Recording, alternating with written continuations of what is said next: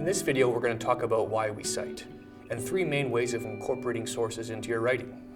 As a graduate student and conducting research, you'll be keeping track of bibliographic information from a wide variety of books and articles, reports, data, and potentially other sources. So it's critical that you maintain accurate records of where information came from to help with the writing process, but also to help you avoid unintentional plagiarism.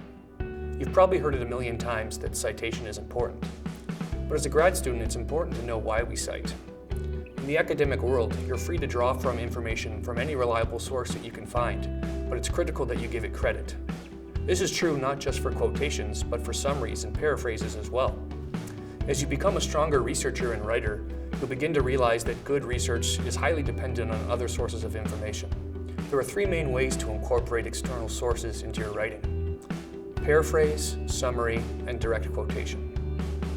In a direct quotation, you use the exact and original wording from the source that you're incorporating, within quotation marks. Here, the emphasis is on the original wording of the quote, or it's used in situations where it may be difficult to put into your own words. In a paraphrase, you take the idea of another author and you incorporate it into your own words in around the same amount of words as the original source. In a summary, similar to a paraphrase, you're incorporating the idea of another author in your own words, but here in a very condensed version, summarizing an entire source. Regardless of which method you choose, it's important to remember that quotations, paraphrases, and summaries can only support your argument. They can't speak for you. Also, when you're incorporating your sources, try to avoid repetition. For example, when introducing quotes, avoid saying the author says over and over again. There are literally hundreds of approaches and signal words that you could use to introduce a citation and another source into your writing.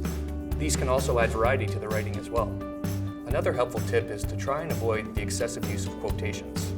Using paraphrasing and summaries helps to show that you can take an idea from another source, digest it, and translate it into your own words.